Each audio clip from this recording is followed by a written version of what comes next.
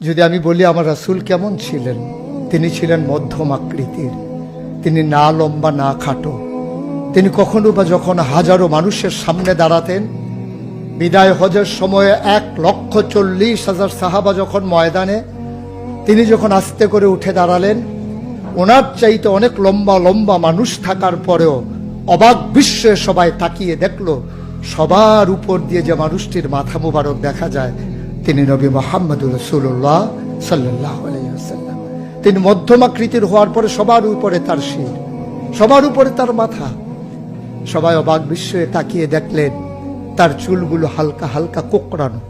তিনি কখনো বা যখন চুলের ভিতরে তৈল দিয়ে আছড়াতেন, অবাক বিস্ময়ে মানুষ তাকিয়ে দেখতেন, মনে হতো চুলের মাঝে যেন মৃদু মন্দ ঢেউ দেখা যায়।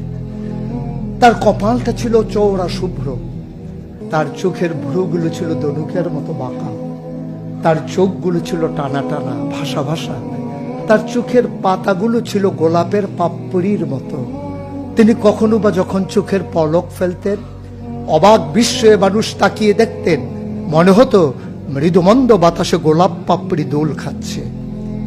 তার চোখের সাদা অংশ ছিল রক্তিমাভ সাদা, কালো অংশ ছিল তার কৃষ্ণ কালো।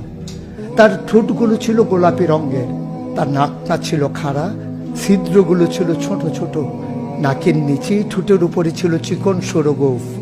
তিনি কখনো বা যখন মুচকি হাসতেন, তার গোলাপি রঙের ঠোঁট দুটো যখন একটু ফাঁক হয়ে যেত আর দাঁতগুলো যখন বের হয়ে যেত, মানুষ অবাক বিস্ময়ে খুঁজত কোথাও যেন বিজলি চমকিয়েছে। তিনি যখন প্রচন্ড গরমের মাঝে ঘেমে সিক্ত হতেন, কপালে তার মুক্তার দানার মতো ঘাম জমে যেত।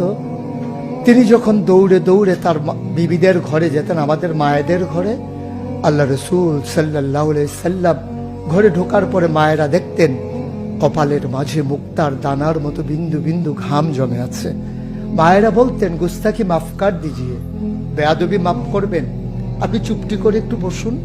নবীকে বসিয়ে ওরা ছোট্ট শিশু খুঁজে বের করতেন, অতি যত্নে পরম আদরে তার কপালের ঘামগুলো তারা শিশির ভিতরে ভরে মুখ বন্ধ করে রেখে দিতেন।